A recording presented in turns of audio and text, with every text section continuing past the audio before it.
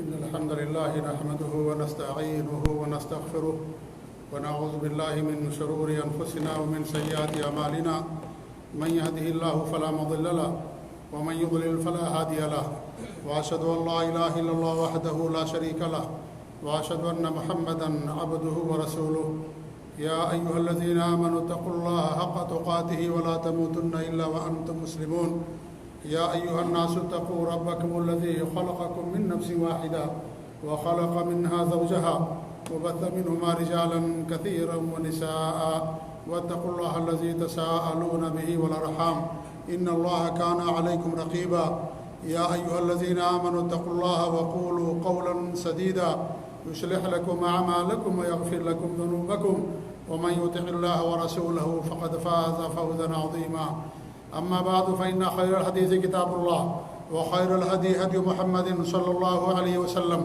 وشر الأمور محدثاتها وكل محدثة بدعة وكل بدعة ضلالة فأعوذ بالله السميع العليم من الشيطان الرجيم بسم الله الرحمن الرحيم شهر رمضان الذي أنزل فيه القرآن هدى للناس وبينات من الهدى والفرقان وقال في موضع آخر يا أيها الذين آمنوا كتب عليكم الصيام كما كتب على الذين من قبلكم لعلكم تتقون وقال رسول الله صلى الله عليه وآله وسلم من صام رمضان إيمانا واحتسابا غفر له ما تقدم من ذنبه أو كما قال صلى الله عليه وآله وسلم معزز حاضرین جمعہ، دینی و ملی ساتھیوں، بزرگوں اور دوستوں، ماہ رمضان کا بابرکت مہینہ ہم پر سایہ فگن ہونے والا ہے۔ اس مہینے کے آنے سے پہلے چند باتوں کی طرف توجہ دینا ہمارے لیے بہت ضروری ہے۔ سب سے پہلی بات تو یہ ہے کہ ہمیں اس رمضان کے بابرکت مہینے کی عظمت کا احساس ہونا چاہیے۔ یہ مہینہ کوئی عام مہینہ نہیں ہے، بلکہ سارے مہینوں کا سردار ہے، سب سے عظیم مہینہ ہے۔ اس مہینے کی عظمت بے شمار ہے۔ اللہ رب العالمین نے اس مہینے کے اندر جو اللہ رب العالمین کا آخری کلام قرآن مجید، سب سے افضل کتاب، اللہ رب العالمین نے اسے اتارنے کے لیے، نازل کرنے کے لیے رمضان کے بابرکت مہینے کو منتخب کیا۔ نہ صرف قرآن بلکہ جتنی آسمانی کتابیں ہیں وہ ساری آسمانی کتابیں رمضان کے اسی بابرکت مہینے کے اندر نازل کی گئیں۔ اللہ کے ارشاد شہر رمضان الذی انزل فیہ القرآن، رمضان کا مہینہ تو وہ مہینہ ہے جس کے اندر قرآن کریم کو نازل کیا گیا۔ ہدی للناس وبینات من الہدی والفرقان، یہ لوگوں کے لیے ہدایت ہے اور اس کے اندر ہدایت کی واضح نشانیاں موجود ہیں۔ فمن شہد منکم الشہر فلیصمہ، جو رمضان کا بابرکت مہینہ پائے، حاضر ہو، موجود ہو، وہ رمضان کے روزے رکھے۔ حدیث کے اندر ہمارے نبی صلی اللہ علیہ وسلم نے فرمایا کہ صحف ابراہیم، تورات، زبور اور انجیل اور قرآن، یہ ساری کی ساری کتابیں اللہ رب العالمین نے رمضان کے بابرکت مہینے میں نازل فرمائیں۔ رمضان کے مہینے میں پوری دنیا کے مسلمان روزہ رکھتے ہیں۔ فمن شہد منکم الشہر فلیصم، جو تم میں اس رمضان کا بابرکت مہینہ پائے وہ رمضان کا روزہ رکھے۔ یا ایھا الذین آمنوا کتب علیکم الصیام کما کتب علی الذین من قبلکم لعلکم تتقون، اے ایمان والو، تم پر روزے فرض کر دیے گئے ہیں جیسے سابقہ امتوں پر روزے فرض تھے۔ کیا مقصد ہے؟ کیا مقصد کھانا پینا ہے یا مقصد تفریح کرنا ہے؟ یہ مقصد نہیں ہے۔ مقصد یہ ہے لعلکم تتقون، تاکہ تمہارے اندر اللہ رب العالمین کا تقوی پیدا ہو جائے، اللہ تعالیٰ کا ڈر اور خوف پیدا ہو جائے۔ تقوی کا مطلب یہ ہے کہ اللہ تعالیٰ کے عذاب سے اپنے آپ کو بچا لینا، اللہ کی اطاعت کر کے، اس کے رسول کی اطاعت کر کے، اللہ اور اس کے رسول نے جن چیزوں کا حکم دیا ہے ان پر عمل کر کے، اور جن چیزوں سے دوری رہنے کا حکم دیا ان سے دور رہ کر کے اس چیز کو ہم جہنم سے آڑ بنا لیں، اسی کا نام تقوی ہے۔ اللہ کے دین کو جہنم سے آڑ بنا لیں، اللہ تعالیٰ کے خوف کو جہنم سے آڑ بنا لیں۔ جیسے کوئی آڑ ہوتی ہے، دیوار ہوتی ہے، اور جب دیوار ہوتی ہے تو انسان اس طرف نہیں جا سکتا ہے، نہیں جاتا ہے، اور وہ دیوار اس کے لیے حفاظت کرتی ہے، اسی طریقے سے دین آپ کو جہنم سے بچانے کے لیے اللہ نے بھیجا ہے۔ اللہ کے احکام پر عمل کریں گے، نبی کی اطاعت کریں گے، دین کے مطابق زندگی گزاریں گے تو انسان اپنے آپ کو جہنم سے بچا لے گا۔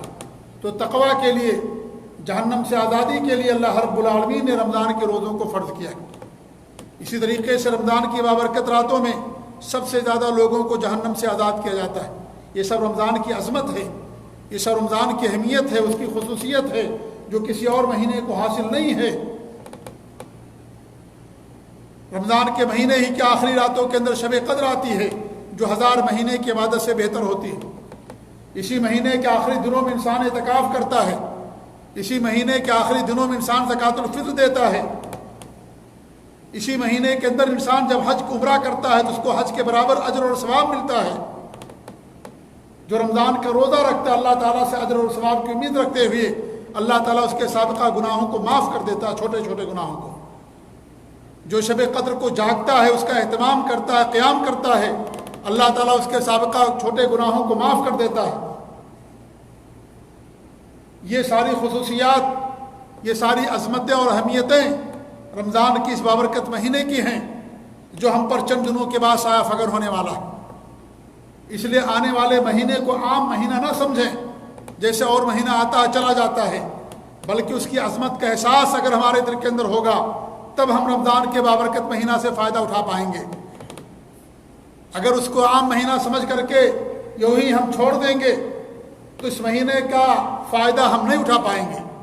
اس لیے اس کی عظمت کا، اس کی اہمیت کا احساس ہمارے دلوں کے اندر ہونا چاہیے کہ رمضان کا مہینہ جو آ رہا ہے یہ اللہ کا فضل و کرم ہے، اس کا احسان ہے کہ اس نے ہمیں یہ عطا کیا، یہ عطا ہونے والا ہے۔ اس لیے اس کی عظمت کا احساس ہمارے دلوں کے اندر ہونا چاہیے، دل سے، زبان سے صرف نہیں بلکہ دل سے اس کی اہمیت اور عظمت کا احساس ہو۔ تو پہلی چیز یہ ہے کہ سب سے پہلے ہمیں رمضان کی عظمت کا احساس ہونا چاہیے۔ نمبر 2، توبہ کر کے اس مہینے کا استقبال کریں، سچی توبہ۔ اللہ رب العالمین نے بار بار ہمیں توبہ کرنے کا حکم دیا ہے۔ وَتُوبُوا أَيُّهَا الْمُؤْمِنُونَ، اے مومنو توبہ کرو، لَعَلَّكُمْ تُفْلِحُونَ، تاکہ تم کامیاب ہو جاؤ۔ توبہ کیجئے، توبہ کرنے کا اللہ رب العالمین نے ہمیں حکم دیا ہے۔ بار بار آیتیں اللہ رب العالمین نے قرآن مقدس کے اندر ارشاد فرمائی ہیں جن کے اندر اللہ رب العالمین نے ہمیں توبہ کرنے کا حکم دیا۔ وَتُوبُوا إِلَى اللَّهِ جَمِيعًا أَيُّهَا الْمُؤْمِنُونَ لَعَلَّكُمْ تُفْلِحُونَ، اے مومنو توبہ کرو، اللہ کی طرف پلٹ کر کے آؤ، اللہ کی طرف رجوع کرو تاکہ تمہیں کامیابی مل جائے۔ توبہ کرنے والوں کے لیے کامیابی ہے۔ توبہ کا مطلب کیا ہے؟ انسان عزم کرے، پختہ ارادہ اور پختہ عزم کہ انسان گناہ نہیں کرے گا، اور جو گناہ کر رہا اس گناہ کو چھوڑ دے، گناہ پر اسے افسوس اور ندامت ہو کہ جو گناہ مجھ سے سرزد ہوا مجھے اس پر مجھے ندامت کا احساس ہے۔ ہم میں سے ایسے بہت سارے لوگ ہیں جو گناہ کرتے ہیں، گناہ پر انہیں احساس ندامت نہیں ہوتا بلکہ فخر کے ساتھ گناہ کو کرتے ہیں، فخریہ طور پر گناہ کا کام کرتے ہیں، سر عام لوگوں کے سامنے دھڑلے سے کرتے ہیں۔ یہ چیز ہرگز نہیں ہونی چاہیے۔ آپ کو ندامت کا احساس ہو، افسوس ہو کہ آپ سے گناہ سرزد ہو گیا، اللہ اور اس کے رسول کی نافرمانی ہو گئی۔ یہ ندامت انسان کی توبہ کی قبولیت کے لیے ضروری ہے۔ اگر انسان کو ندامت نہیں ہے تو اس کا مطلب یہ ہے کہ اس نے سچی توبہ ہی نہیں کیا۔ تو توبہ کے ذریعے سے مہینے کے استقبال کیجئے۔ یہ نہیں کہ ہم پورے مہینے کا راشن لا کر کے گھر کے اندر رکھ لیں، افطاری کے سامان لا کر کے گھر کے اندر رکھ لیں، اور اس طریقے سے ہم یہ سوچیں کہ رمضان کا مہینہ آ گیا ہے، اب ہم تو مسلمان ہیں، ڈیوٹی ہماری کم ہو جائے گی اور اس طریقے سے ہمیں ڈبل تنخواہ ملے گی، یا اس طریقے سے ہمیں کھانے پینے کی مختلف چیزیں ملیں گی۔ یہ احساس نہیں ہونا چاہیے میرے بھائیوں، یہ بہت معمولی سی چیز ہے۔ یہ اصل یہ ہے کہ ہم گناہ چھوڑ کر کے توبہ کے ذریعے سے اس مہینے کا استقبال کریں، سچی توبہ، خالص توبہ ہو، توبہ صادقہ ہو، تاکہ اللہ رب العالمین ہمارے گناہوں کو معاف کر دے۔ اس لیے کہ ہمارے نبی نے فرمایا ہے کہ وہ آدمی برباد ہو جائے جسے رمضان کا مہینہ ملے اور اپنے گناہوں کو معاف نہ کروا سکے۔ ہمارے نبی نے بد دعا فرمائی ایسے لوگوں پر۔ اس لیے گناہ کو چھوڑ کر کے سچی توبہ کے ذریعے سے، اخلاص کے ساتھ، عزم کے ساتھ اس رمضان کے بابرکت مہینے میں جتنے بھی نیک اعمال ہیں وہ تمام نیک اعمال کریں گے اس عزم کے ساتھ اگر آپ کی اچھی نیت ہے، اچھی نیت اگر آپ کی ہے، عزم ہے آپ کا، اور کوئی عذر پیش آ جاتا ہے جس کی بنا پر وہ آپ کام نہیں کر پاتے، تو نیت کے مطابق بھی اللہ رب العالمین آپ کو اجر اور ثواب دے گا۔ یہ اللہ تعالیٰ کا کرم، اس کا احسان کہ اچھی نیت پر بھی اللہ تعالیٰ انسان کو اجر سے نوازتا ہے۔ تو انسان کی نیت ہمیشہ صالح ہونی چاہیے، ہمیشہ صحیح ہونی چاہیے انسان کی نیت، کیونکہ نیتوں سے انسان کو اجر ملتا ہے۔ اور اگر انسان کا عمل چھوٹا ہے لیکن انسان کی نیت صحیح ہے تو چھوٹا عمل بھی اللہ رب العالمین کے یہاں بہت بڑا بن جاتا ہے۔ اور انسان بہت بڑا عمل کرتا ہے لیکن اچھی نیت نہیں ہے اس کی، وہ بڑا عمل ذرے اور رائی کے برابر سے بھی اس کی زیادہ اہمیت اللہ کی نظر میں نہیں ہوتی ہے۔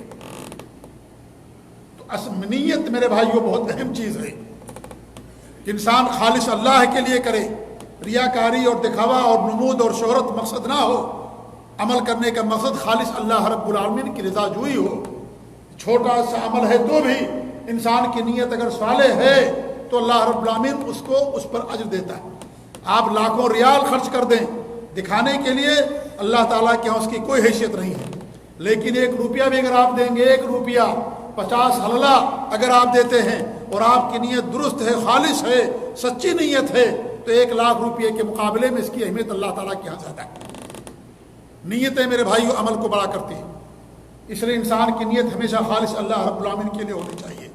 اور جب انسان کی نیت رہتی ہے اور انسان اگر کوئی عمل نہیں کر پاتا تو بھی اللہ رب العالمین اس کو اجر سے نوازتا ہے۔ انسان سوتا ہے اس نیت سے کہ تہجد کے لیے بیدار ہوگا، لیکن نیند غالب آ گئی اور نہیں اٹھ سکا تو بھی اللہ رب العالمین اس کو اجر دیتا ہے۔ تو نیت ہمیشہ انسان کی سچی اور خالص اللہ کے لیے ہونی چاہیے۔ تو انسان کیا کرے؟ توبہ کرے، گناہوں کو چھوڑ دے، عزم کرے کہ ہم گناہ نہیں کریں گے، اور اگر ہو بھی جائے گا گناہ، انسان ہیں تو فوراً توبہ کر لے انسان، اور اس طریقے سے اس مہینے کے اندر جو بھی نیک اعمال ہیں ان تمام نیک اعمال کا انسان عزم کرے کہ تمام نیک اعمال کرے گا۔ تیسری چیز یہ ہے میرے بھائیوں کہ اپنے دلوں کو ہم صاف کر لیں، دلوں کی اصلاح کیجئے۔ اگر آپ کے ہمارے دل کے اندر حسد ہے، میل ہے، کینہ اور کپٹ ہے، تو میرے بھائیوں کوئی فائدہ نہیں ہے۔ عبداللہ بن مسعود رضی اللہ عنہ فرماتے ہیں، بڑے مشہور صحابی عبداللہ بن مسعود رضی اللہ تعالیٰ عنہ فرماتے ہیں کہ ہم میں سے کوئی آدمی مہینے رمضان کے استقبال کی جرات نہیں کرتا تھا اگر اس کے مہینے اس کے دل کے اندر کسی بھائی کے خلاف کوئی حسد ہے، کوئی بغض ہے، کوئی حسد ہے اس کے دل کے اندر، کسی بھائی کے خلاف کوئی عداوت ہے، نفرت ہے اس کے دل کے اندر، تو رمضان کے مہینے کے استقبال کی جرات وہ نہیں کرتا تھا۔ تو دلوں کو صاف کرنے کی ضرورت ہے۔ اللہ کے رسول صلی اللہ علیہ وسلم سے پوچھا گیا کہ سب سے افضل لوگوں میں سے کون ہے؟ تو آپ نے فرمایا کہ کل محموم القلب صدوق اللسان، وہ انسان جو جس کا دل مخموم ہے اور سچی زبان والا، سچ بولتا ہے، وہ جھوٹ نہیں بولتا، سچ بولتا ہے وہ، اور اس کے دل کے اندر اس کا دل مخموم ہے، اس کا دل مخموم ہے۔ صحابہ کرام نے پوچھا صدوق اللسان تو ہم جانتے ہیں، لیکن جس آدمی کا دل مخموم ہے اس کا معنی کیا ہے؟ تمہارے بھی نے کیا فرمایا مخموم کی تعریف میں؟ آپ نے فرمایا هو التقی النقی لا اثم فیہ ولا بغی ولا غل ولا حسد، وہ پاک انسان، صاف انسان جس کا دل صاف ہے، پاک ہے، اور اس کے دل کے اندر کوئی ظلم اور زیادتی، کوئی خیانت، کوئی عداوت، کوئی حسد اور کوئی نفرت نہیں ہے، وہ اچھے انسان میں سے ہے، وہ اچھے لوگوں میں سے ہے۔ تو دل کی پاکیزگی میرے بھائیوں بہت اہم چیز ہے، یہ بہت اہم چیز ہے۔ ہمارے نبی نے فرمایا کہ انسان کے جسم کے اندر ایک لوتھڑا ہے، اگر لوتھڑا صحیح ہو گیا تو پورا جسم صحیح رہے گا، اور اگر لوتھڑا خراب ہو گیا تو انسان کا پورا جسم خراب ہو جاتا ہے۔ الا وہی القلب، آپ نے کہا کہ انسان کا دل ہے، وہ دل کو پاک و صاف کرنے کی ضرورت ہے۔ دل میں کفر نہ ہو، دل میں نفاق نہ ہو، دل میں شک نہ ہو، دین کے تعلق سے، نبی کے تعلق سے، آخرت کے تعلق سے، اللہ تعالیٰ کے تعلق سے دل میں کسی کے خلاف کوئی حسد نہ ہو، کوئی عداوت نہ ہو، کوئی بغض اور نفرت نہ ہو دلوں کے اندر۔ یہ دل کی صفائی ظاہر سے زیادہ کہیں اہمیت رکھتی ہے، اور دل کی صفائی ہی پر ظاہری اعمال کی قبولیت کا دور مدار ہے۔ اگر انسان ظاہر میں خوب عمل کرتا ہے لیکن اس کا دل پاک و صاف نہیں ہے تو اس عمل کے اللہ تعالیٰ کے یہاں کوئی حیثیت نہیں ہوتی ہے۔ اگر انسان کا دل پاک و صاف نہیں ہے تو دل بہت اہم چیز ہے ہمارے جسم کے اندر، اور دل کو حسد سے پاک رکھنا جنت میں جانے کے لیے ضروری ہے۔ ہمارے نبی نے فرمایا جس کے دل کے اندر حسد ہوگا، نفرت ہوگی، عداوت ہوگی، وہ جنت کے اندر داخل نہیں ہوگا۔ جنت میں داخل ہونے سے پہلے ہمارے دلوں کی صفائی کی جائے گی۔ دل پاک اور صاف جب ہو جائے گا تب انسان جنت کے اندر داخل ہوگا۔ تو دلوں کو حسد سے پاک کرنے کی ضرورت ہے۔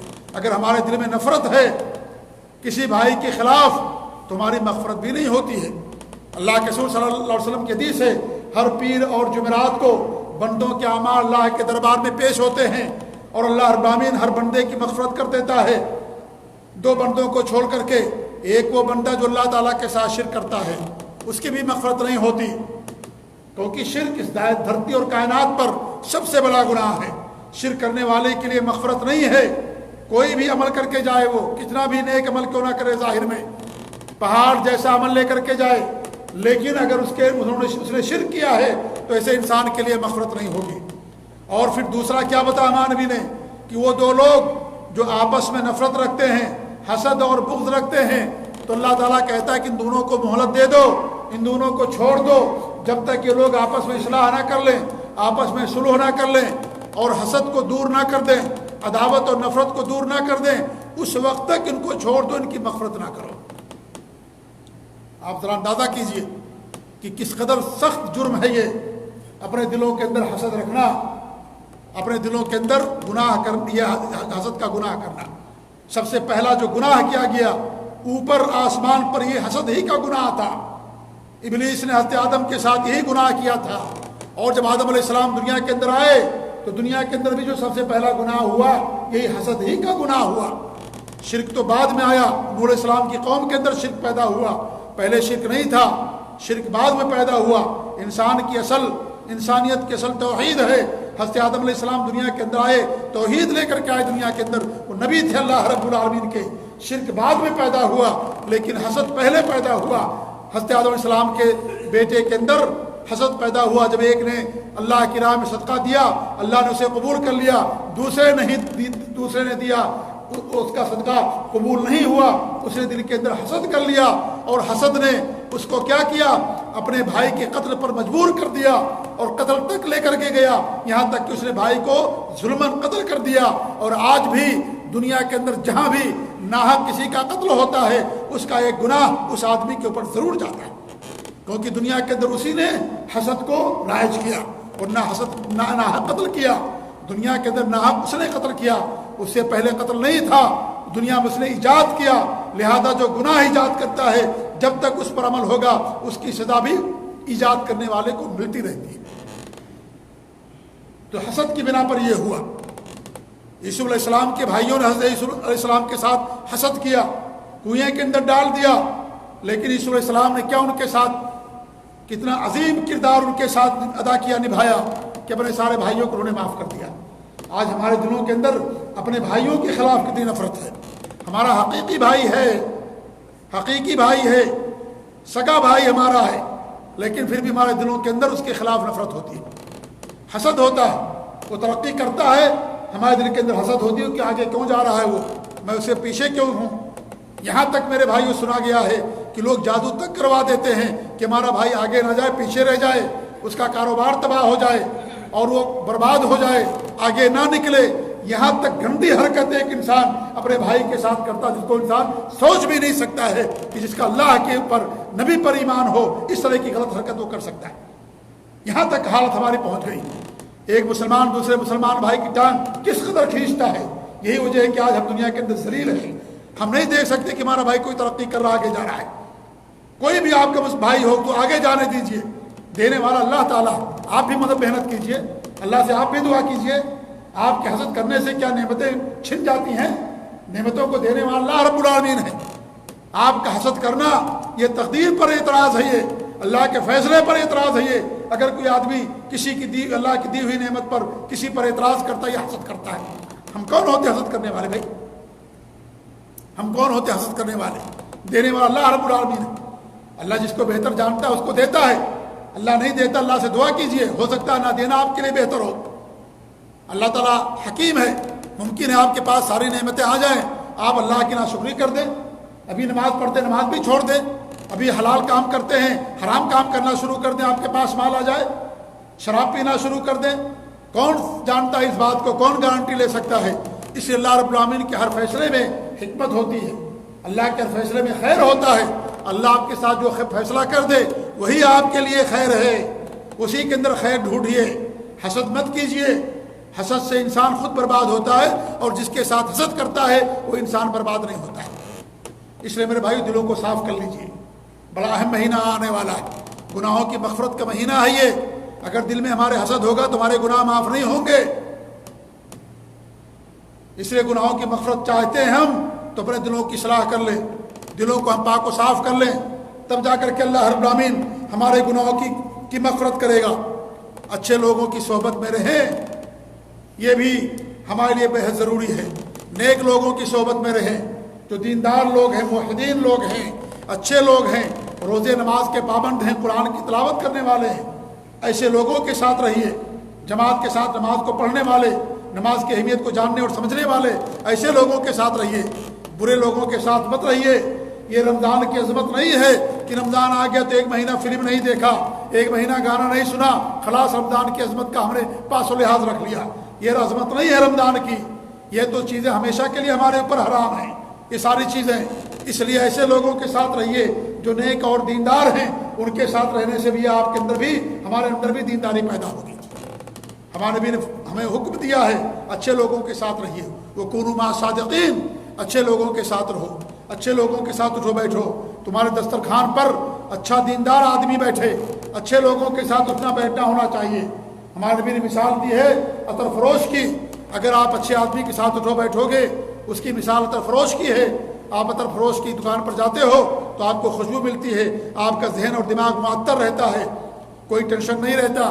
لیکن بری دوستی کی مثال لوہار سے دی گئی ہے. آپ لوہار کے پاس جاؤ گے, آپ کو دھواں آئے گا آنکھوں کے اندر, کان کے اندر, کپڑے کے اندر بھی, اور کپڑے کے اندر چنگاری آ کر کے آپ کے کپڑے کو جلا سکتی ہے. اس لیے ہمیشہ اچھے اور نیک لوگوں کے ساتھ رہیے. اچھے لوگوں کی صحبت انسان کو اچھا بناتی ہے, اور برے لوگوں کی صحبت انسان کو برا بناتی ہے. ہمیشہ اس بات کا خیال رکھیے. صرف رمضان کے بابرکت مہینے میں نہیں بلکہ اور مہینوں کے اندر بھی یہ انسان کے لیے بے حد ضروری ہے. انسان کے دین پر ثابت قدمی رہنے کے لیے اور اس طریقے سے نیکی پر قائم رہنے کے لیے خوشی کا اظہار کیجیے کہ رمضان کا بابرکت مہینہ اللہ رب العالمین ہمیں دے رہا ہے. اللہ کا شکر ادا کیجیے. صحابہ کرام سلف صالحین اللہ سے دعا کرتے تھے رمضان کے بابرکت مہینے کے لیے کہ اللہ تعالیٰ یہ گناہوں کی مغفرت کا مہینہ تو ہمیں عطا فرما. دعا کرتے تھے, خوشی کا اظہار کرتے تھے.